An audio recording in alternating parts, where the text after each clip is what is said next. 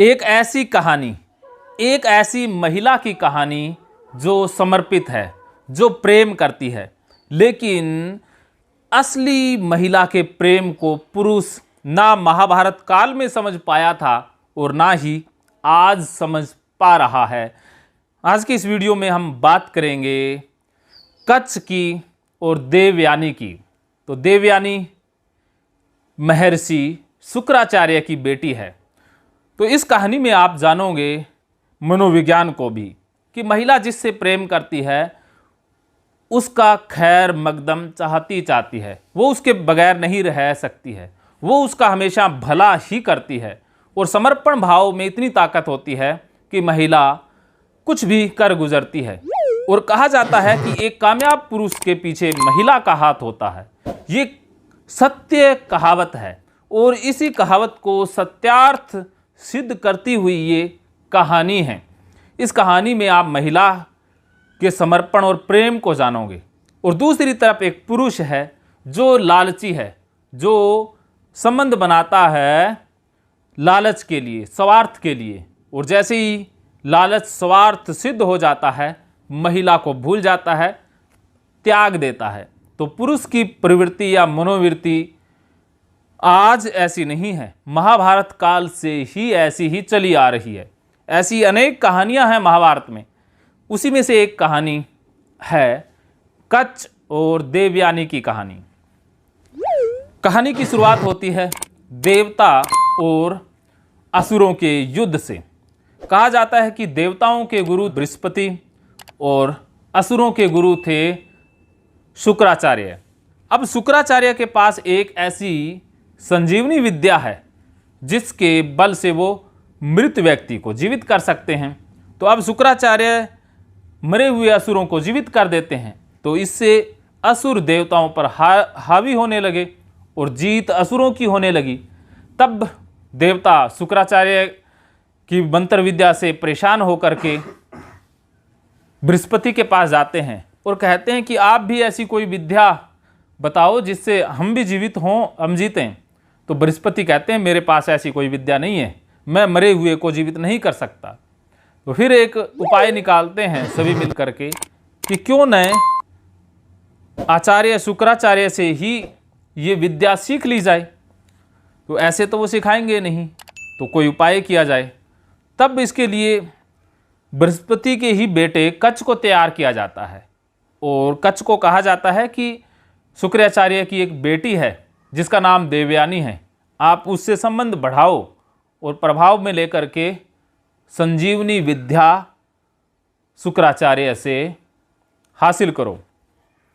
अब कच्छ जाता है और शुक्राचार्य से कहता है कि मैं कच्छ हूँ और बृहस्पति का बेटा हूँ, मैं आपके पास शिष्य बनने आया हूँ। शुक्राचार्य उसे शिष्य बना लेते हैं।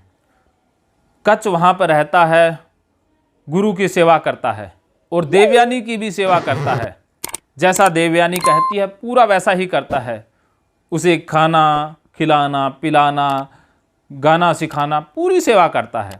तो जो इंसान महिला की केयर करता है उसके प्रति महिला आकर्षित हो जाती है।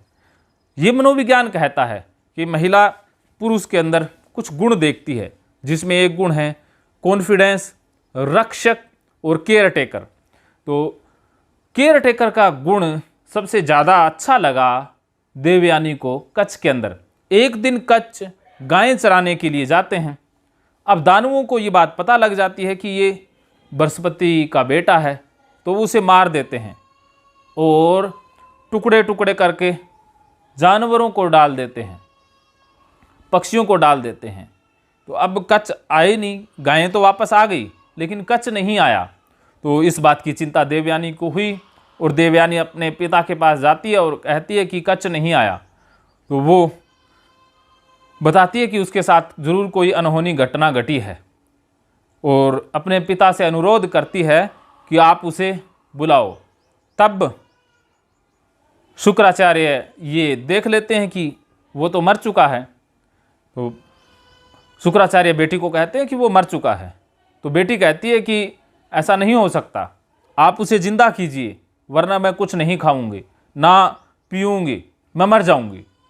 तो बेटी के प्रेम में शुक्राचार्य अपनी संजीवनी विद्या के प्रभाव से कच्छ को पुकारते हैं, तो कच्छ पक्षियों के पेट को चीरता हुआ, टुकड़े टुकड़े थे ना उनके पेट में, तो चीरता हुआ संगठित होकर के और जीवित होकर के आचार्य शुक्राचार्य के पास आ जाता है।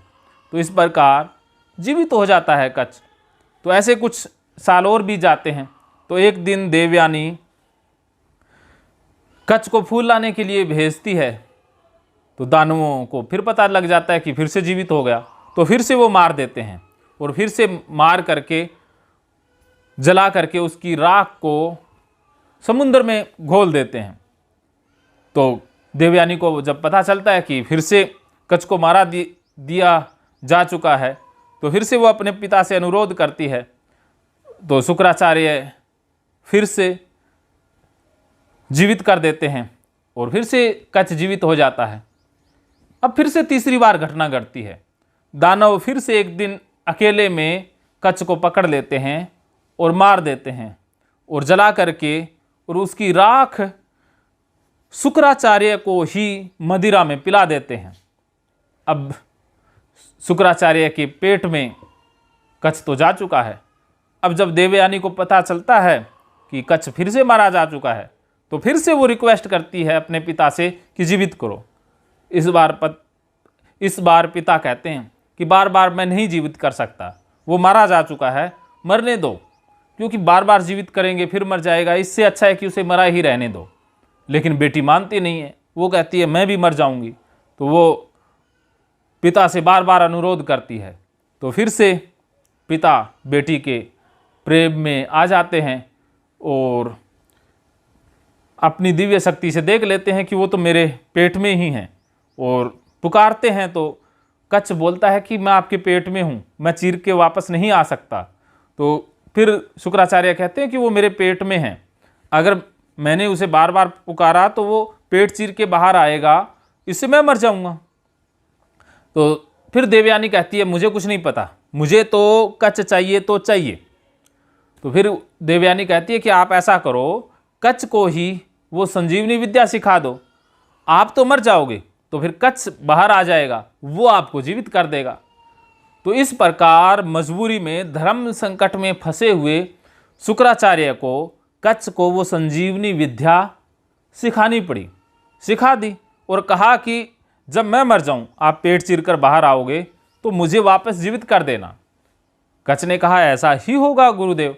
तो अब जब कच्छ पेट चीरकर बाहर आ जाते हैं तो शुक्राचार्य मर जाते हैं और कच्छ जीवित कर देते हैं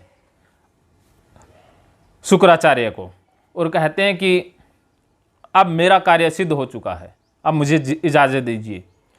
उस दिन शुक्राचार्य कहते हैं कि मैं भी मदिरा के नशे में इतना चेतनाहीन हो गया था कि ये भी नहीं देख पाया था कि इसमें कच्छ है, मैं उसे पी गया। अगर मैं ना पीता मदिरा तो ये स्थिति भी ना आती। तो उसी दिन से कहा जाता है कि ब्राह्मण शराब नहीं पीते हैं, इसी कारण से नहीं पीते हैं क्योंकि इससे चेतना लुप्त हो जाती है और इंसान गलत कार्य भी कर लेता है। अब जैसे ही कच्छ जाने लगता है तो देवयानी कहती है कि मैं तो आपकी पत्नी बनना चाहती हूँ, मेरा पानी ग्रहण करो। तब कच्छ कहता है कि मैं ऐसा नहीं कर सकता, मैंने इस निगाह से कभी देखा ही नहीं। तो साफ साफ मुकर जाता है। तो अब देखिए एक महिला का कितना दिल टूटता है। उसने उस पुरुष के लिए सब कुछ किया, लेकिन जब बारी पुरुष की आई तो उसने वादा निभाने से इनकार कर दिया। ये पुरुष बहुत सालों से ऐसा ही है, महाभारत से ऐसा ही है। तो ज़्यादातर पुरुष संबंध बनाने के बाद या कार्य सिद्धि होने के बाद, लालच पूरा होने के बाद जो वादे हैं उनसे मुकर जाया करते हैं। ये मनुष्य प्रवृत्ति है। तो महिलाओं को यही चाहिए कि सोच समझकर संबंध बनाएं, सोच समझकर विश्वास करें, और ये हमेशा याद रखें कि सामने वाला इंसान कभी भी मुकर सकता है, कभी भी वो इनकार कर सकता है। जैसा भगवान श्री कृष्ण गीता में कहते हैं कि अपेक्षा रहित भी अनकंडीशनल लव, किसी से प्यार है तो प्यार करो, लेकिन उसमें शर्त ना लगाओ कि वो शादी करेगा। लेकिन देवयानी को पूरा विश्वास था, लेकिन विश्वास तो टूट चुका था। तब देवयानी श्राप भी देती है कि ये विद्या तुम भूल जाओगे, तो इसका प्रयोग नहीं कर पाओगे। तब कच्छ भी उसे श्राप दे देता है कि तुमने काम वश में आकर के मुझसे शादी करने की सोची है, तो इसलिए अब तुझसे कोई शादी नहीं करेगा। अब देखो, पुरुष अपनी गलती छिपाने के लिए सामने से अटैक करता है, रिएक्ट करता है। ऐसा ही कच्छ ने किया। तो कई बार पुरुष अपने आप को बचाने के लिए, अपने आप को सच्चा सिद्ध करने के लिए दूसरे की गलती निकालता ही निकालता है, वो आपकी कमी निकालेगा। तो इसीलिए इस वीडियो में मनोविज्ञान यही कहता है कि इंसान, खास करके जो लालची है, जो डरपोक है, केयरटेकर है लेकिन डरपोक है, जो स्टैंड नहीं ले सकता है, उस पर आप विश्वास ना करो। अच्छा इंसान है, नाइस है, लेकिन आपके लिए स्टैंड नहीं लेगा, आपके लिए वो खड़ा नहीं होगा, वो कभी भी मुकर सकता है।